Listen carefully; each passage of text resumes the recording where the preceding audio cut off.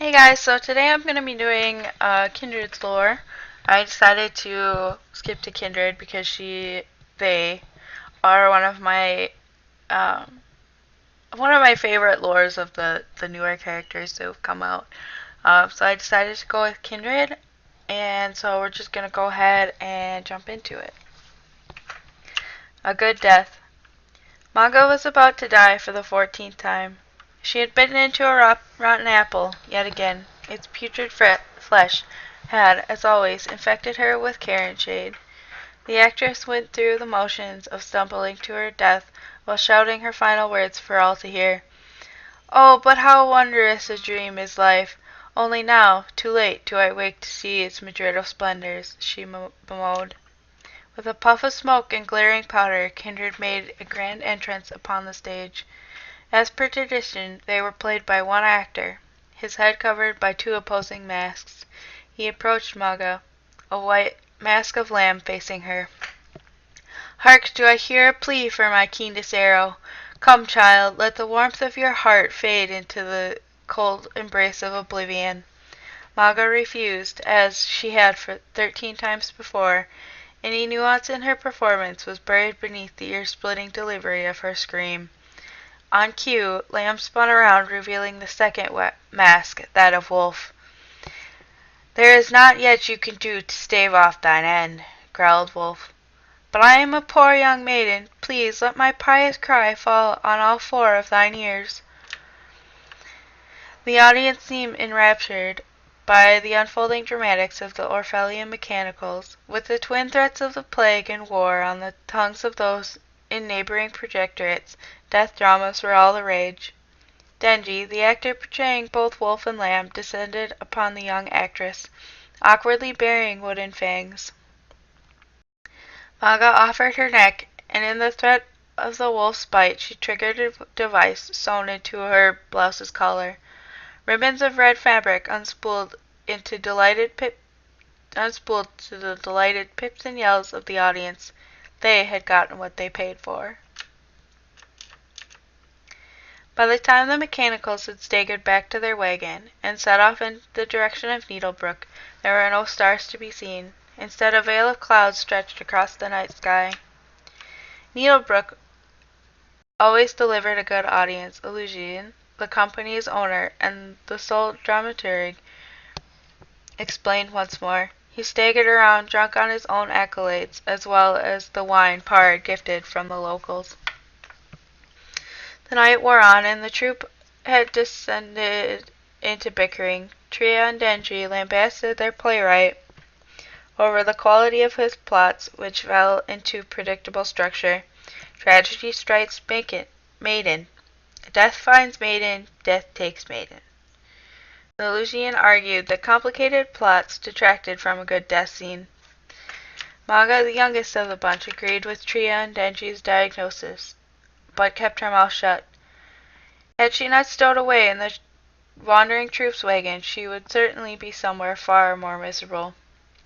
Luckily for her, the mechanicals had recently lost several actors due to the Lucian's insistence on a complete artistic control.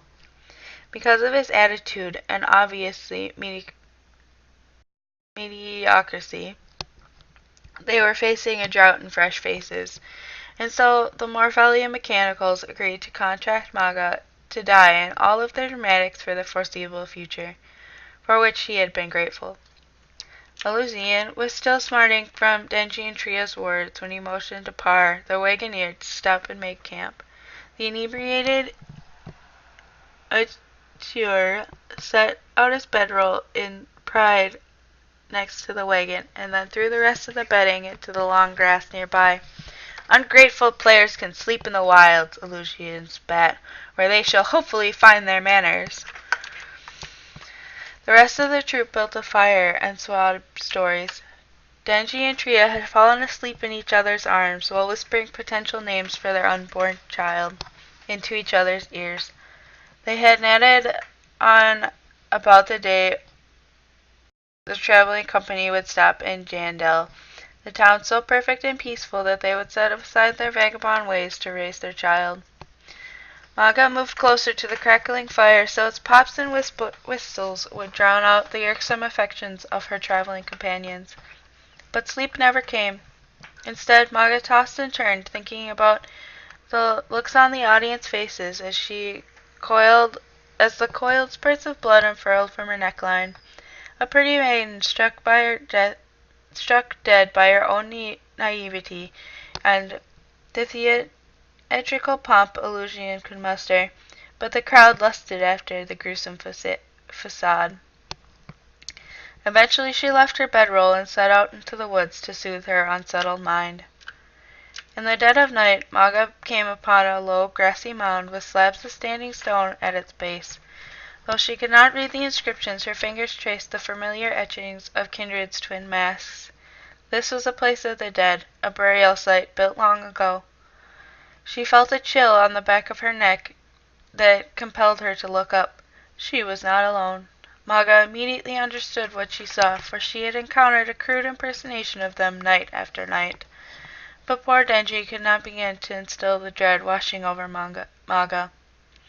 Before her, perched on the weathered barrow archway, was Lamb herself, flanked by her ever-faithful counterpart, Wolf. "I hear her beating heart," said Wolf, his eyes twinkling with delight. "May I have it?" "Perhaps," replied Lamb. "I sense she is afraid. Speak, beautiful one. Tell us your name." "I would have yours first," stammered Maga, stepping backwards. Her slow escape was halted by the speedy Wolf, who materialized unsettlingly close behind her. He spoke into her ear. "We have many names." "In the west I am called Ina to as Ani," said Lamb. "In the east Faria to as Wulyo. But we are kindred everywhere. I am always Lamb to Wolf, and he is always Wolf to Lamb." The Wolf reared up and sniffed the air. "She is playing a boring game," said Wolf. "Let us play a new game, one of chasing and running and biting." "She is not playing, dear Wolf," said the Lamb. "She is frightened and has lost her own name. It hides behind her lips, afraid to come out. Don't worry, dear child. I have found your name. We know it as you know it, Maga." "Please," stammered Maga. "Tonight is not a very good night for—" Wolf's great pink tongue lolled out the side of his mouth as he proceeded to cackle. "All nights are good for pouncing," said the Wolf, laughing. "All days are, too," said Lamb. "With light comes a clear shot." "There is no moon tonight," cried Maga. She used what Lucian had taught her, a gesture grand, so that those in the back could see her movements. "It is hidden by a blanket of clouds tucked away from my eyes and yours. Without the moon, what would the last thing that I see be?" "We see the moon," said Lamb, as she caressed her fabled brow. "Bo. It is always there." "There are no stars," said Maga, trying again, this time the gesturing smaller and speaking quieter. "No menagerie of twinkling diamonds glittering in the moonlight hue.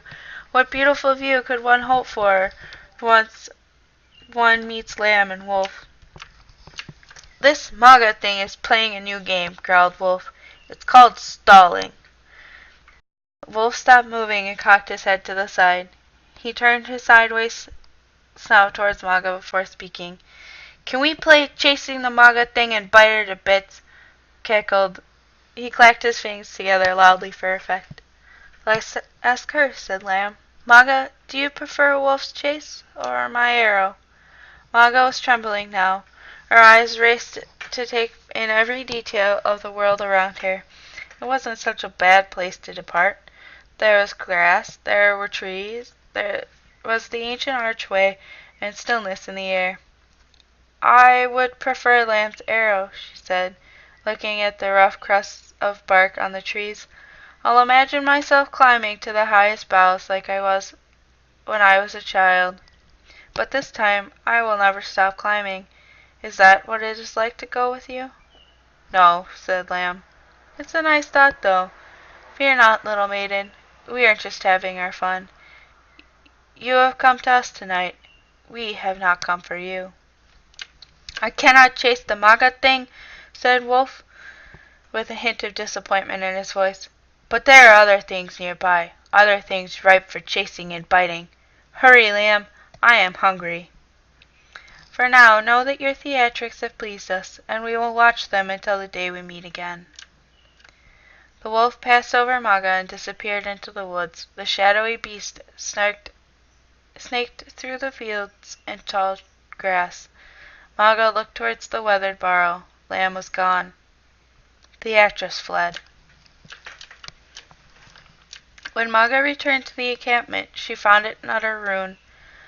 The wagon she had only just begun to call home had been ransacked and reduced to smoldering husks. Bits of clothing and ruined props lay strewn across the campsite. She found Denji's body near where he slept. He had died protecting Tria, whose corpse lay behind him. Judging from the trails of blood, their death had not been slow. They dragged themselves towards each other, their fingers entwined, in one last caress before death.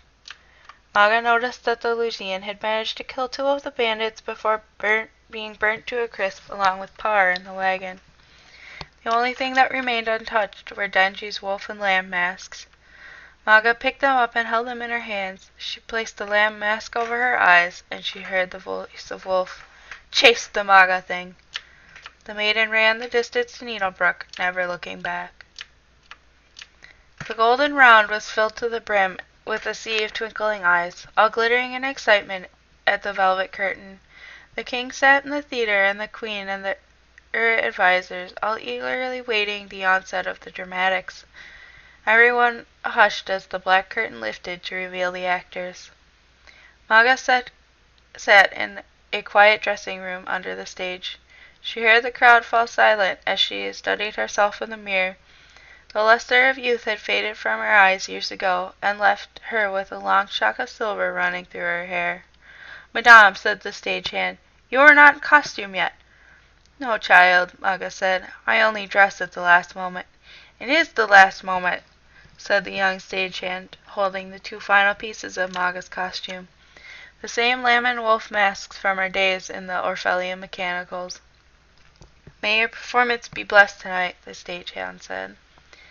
Maga prepared to leave for the stage. She slipped the masks over her head, and the old chill from the dark barrow crept down her spine. She welcomed it, as always. She enthralled the audience as she glided onto the stage, embodying Lamb's graceful movements. She thrilled the crowd with her rendition of Wolf's playful savagery. She, as the twin deaths personified, eased the suffering of her fellow actors, or ripped it from their throats, until the crowd stood on its feet and erupted in thunderous applause.